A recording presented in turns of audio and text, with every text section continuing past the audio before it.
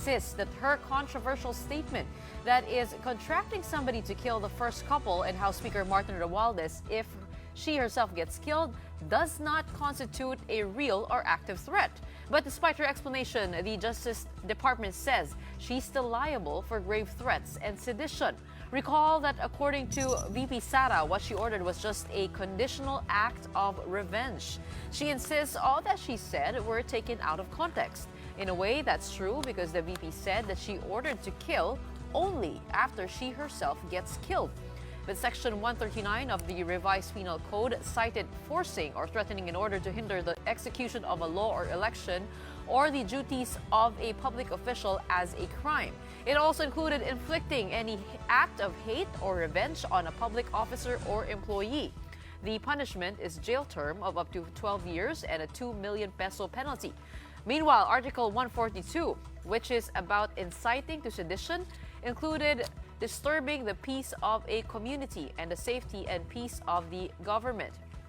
Article 282, on the other hand, discussed grave threats, which was specifically pertained to as threatening to inflict serious harm, injury, or even death. Up to 12 years in jail also await violators of this law. Recall that in May 2020, the NBI imprisoned, handcuffed, even dragged a teacher in Bataan for threatening then-President Rodrigo Duterte in his social media page. Now, during that same month, a salesman in Butuan City was also arrested for calling Digong baliw or crazy. Joining us on the big story tonight to discuss this further is Justice Undersecretary Jesse Andres. Usec Andres, good evening. Maraming salamat po sa inyong oras. Yes, good evening, Gretchen, Sean, and Pauline. Magandang gabi sa lahat ng inyong televiewers. Okay. There has been reports going around today that the DOJ is also looking into a possible violation of the anti-terror law by the Vice President, base of course, no, sa mga statements niya from inside Congress late Saturday night. Supposedly, pasok daw to sa Section 4, terrorism, at Section 5 na committing terrorism ng anti-terror law. What can you say about that? Totoo po ba? Well, the Vice President's statement was very categorical. It was not just a verbal threat. She already commenced certain acts to execute the criminal instruction, which is to engage the services of a hired killer.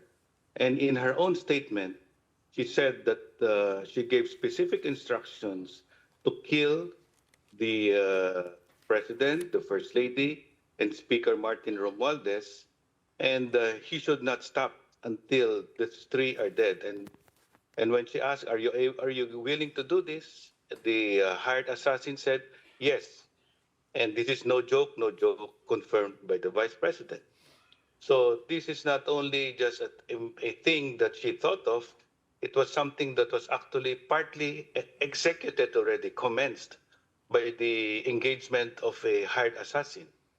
So that constitutes definitely grave threats because it is inflicting a harm on an individual.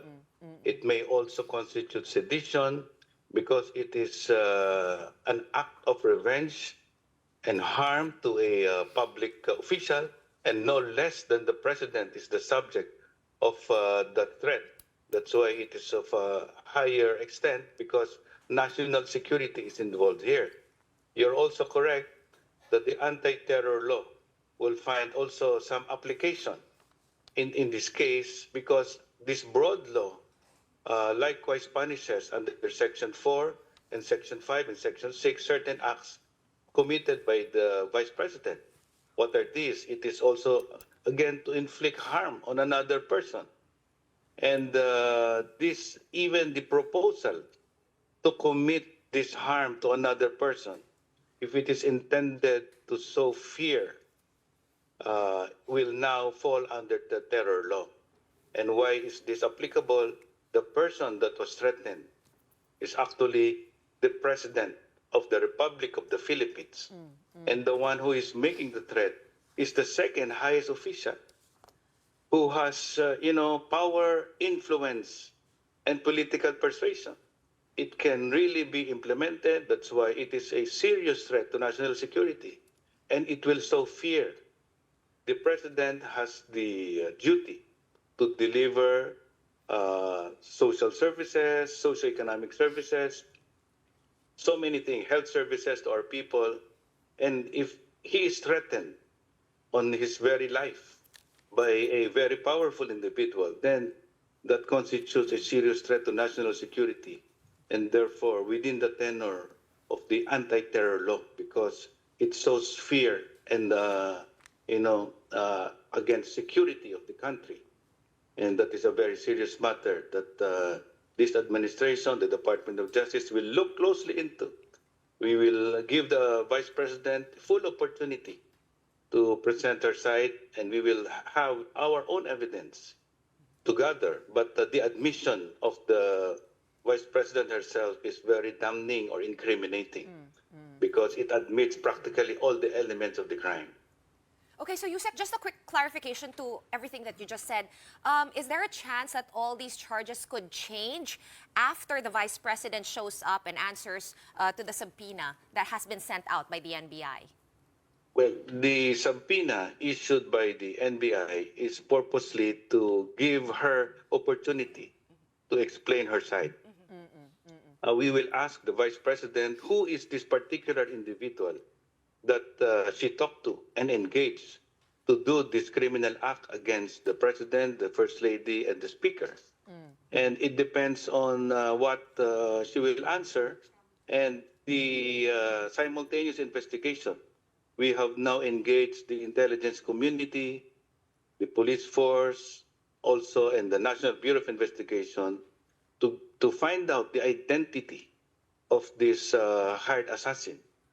And after, considering the authenticity of the tape, and the Vice President is also not denying it, we have already preserved the video, the social media video containing the threats, and coupled with our own investigation, I think this will be very strong evidence against the Vice President to face all three charges: grave threats, sedition, and even a violation of the anti-terror law, which I should emphasize was signed during the incumbency of her own father. This is a very broad law where acts are punished even if there is a threat. It is not necessary that you accomplish the threat, but if there is a threat to harm an individual for the purposes of sowing fear amongst the constituents, among the citizenry, then it already constitutes a violation of the anti-terror law. It is quite ironic that it is being applied to the Vice President. Speaking of hearing from her, Vice President Sara Duterte actually responded to the possible anti-terror case against her. Let's listen in. Tatawa ako sa violations on the anti-terrorism law kasi sinusubukan nila to reach sa aking properties and assets. Gusto nila mag-cancel ng passport. Gusto nila mag-red notice sa international. So hindi ka makakagalaw overseas. Gusto nila mag-amlak.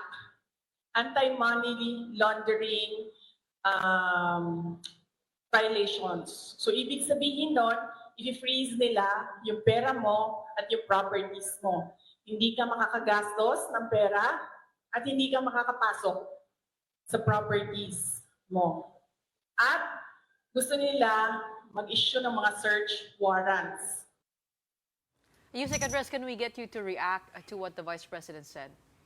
Well, the Vice President seems to be far, far ahead of us. She has thought of every possible scenario already. But be that as it may, what is important here is just, the possibility of all of this is actually very not remote. It is the prerogative of the government to make a more extensive investigation, because corruption is also a possible charge based on the findings of the Quadcom on the misuse of funds. So the government has the prerogative under the law really to inquire into the accounts of the Vice President. And that will be the basis of other cases. If there is money laundering, if there is unexplained wealth that can be found from the financial investigation coming out of the case for anti-terrorism, then it is equally possible. But what we should really point out here would be the due process aspect. Okay, nothing is cast in stone. We have to gather evidence. We have to prove every element of the crime, and we will give the full opportunity to the VP to present evidence.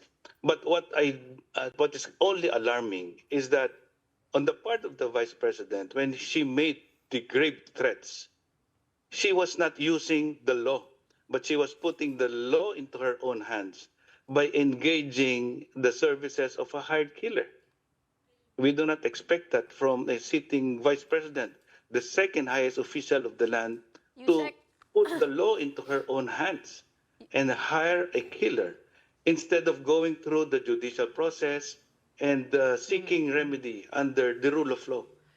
And while the government is ready to provide due process, the Vice President seems to have a different way of thinking, that she will put the law into her own hands and, try to exact revenge through extrajudicial killings, which is quite deplorable at this point in time. Usec, can she argue that this was her statement was made because she was under threat? Na there was a threat against her life, and sabi niya, ngayon, they can't kill me anymore because they will die.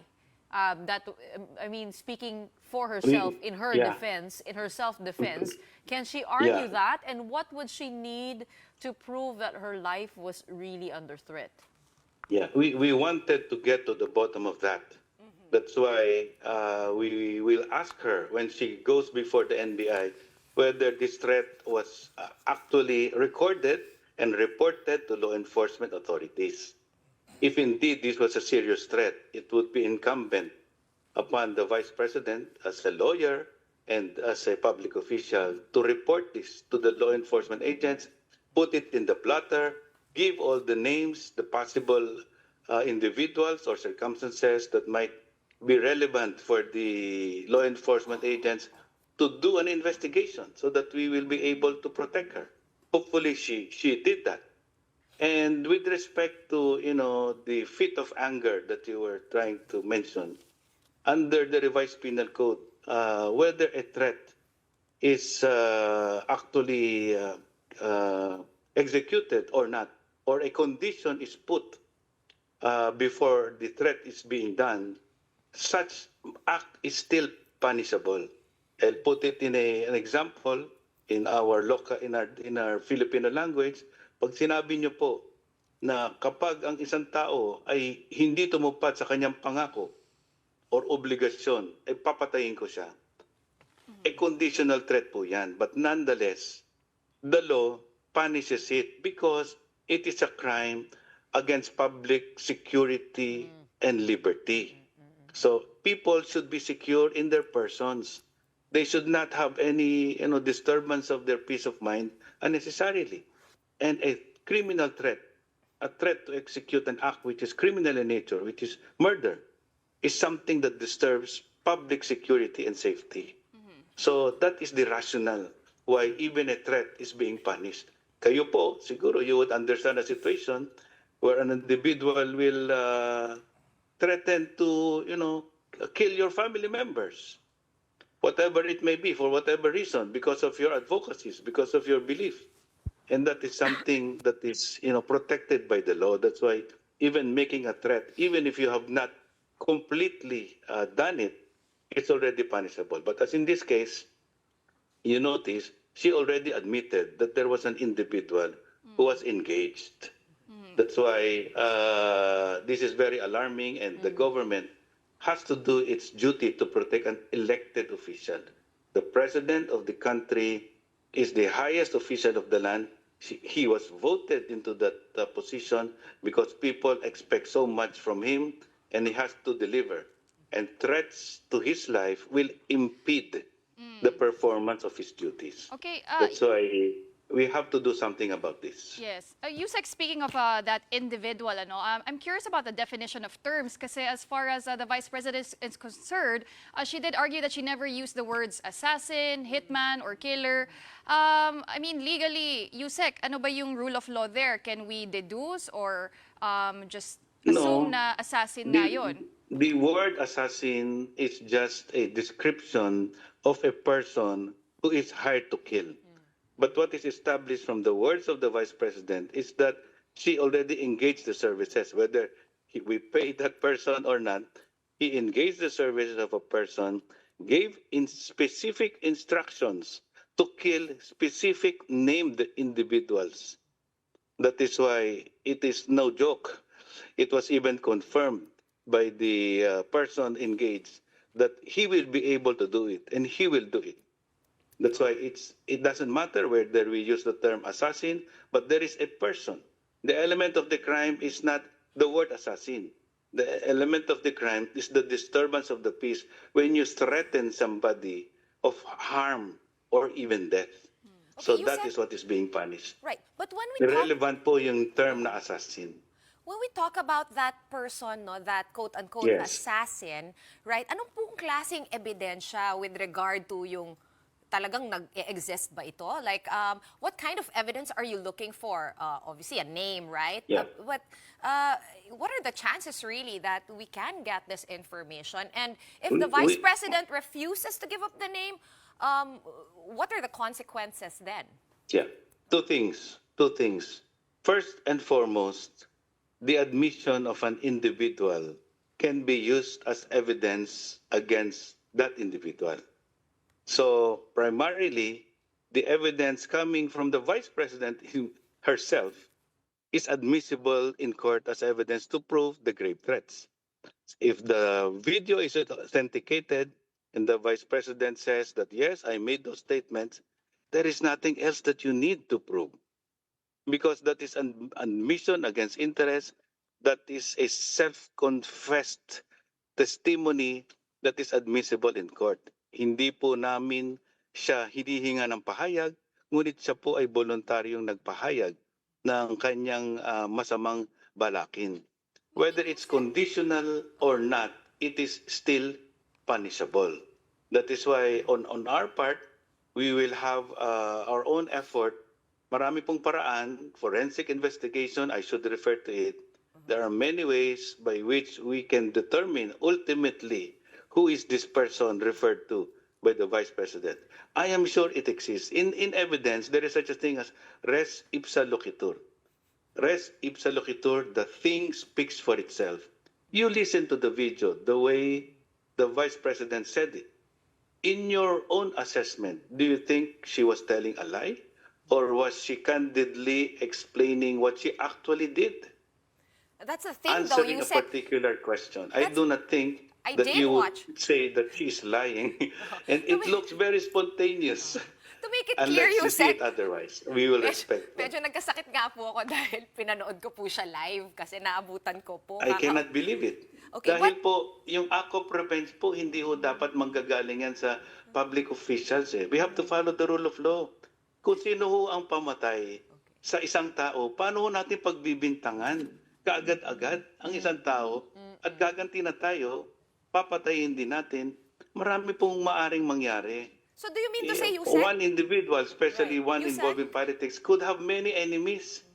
Hindi ho pwedeng ituturo kaagad natin na walang due process. Pagbigyan ho natin yung paraan ng batas to determine the truth. So am I getting it right, Usec, na hindi kailangan na ipresenta itong supposed hitman or kung sino man yon? No. No need. No. That's what you're saying. The element of the crime is the threat itself to inflict harm on an individual. And what makes it aggravating is that the person subject of the harm and the threat is the highest ranking official of the land, ang ating pong sariling Pangulo. That's why it poses a national security concern.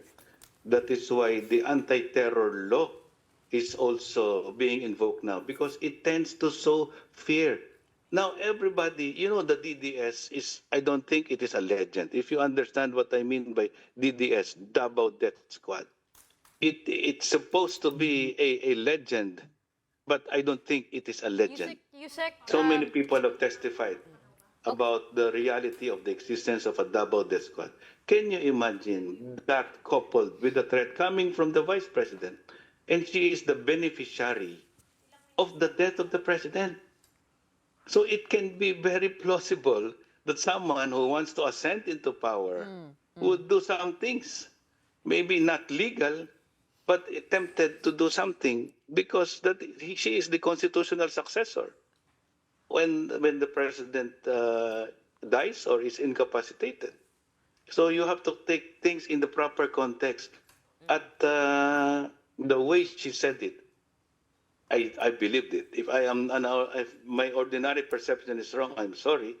But the way she said it, it doesn't seem like to be part of a script. It was a spontaneous, expression of the truth Yusek, based on what she knows. Yusek, if the courts are able to determine probable cause, can the Vice President be arrested? We were referring to two cases back during the Duterte administration's time.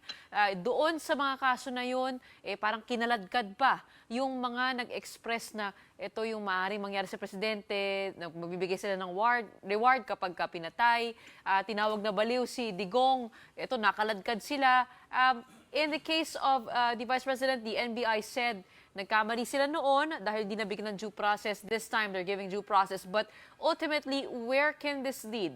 And Dagdag is, ko lang- and is it bailable? The grave threats and sedition, is that bailable? Yeah, kasi dagdag ko lang no, Usec and Gretch, kasi may sinasabi rin na yung NBI, no, si Director Santiago sa amin the other night on this show, that hindi na raw sapat ngayon, hindi na raw sila gumagamit ng probable cause lang kasi ang ending nun ay Correct. kadalasan ay Correct. nadi-dismiss ang kaso. So, ngayon may parang mas evidentiary na. as you're saying. Allow me to Right. Go ahead. explain that. Yes.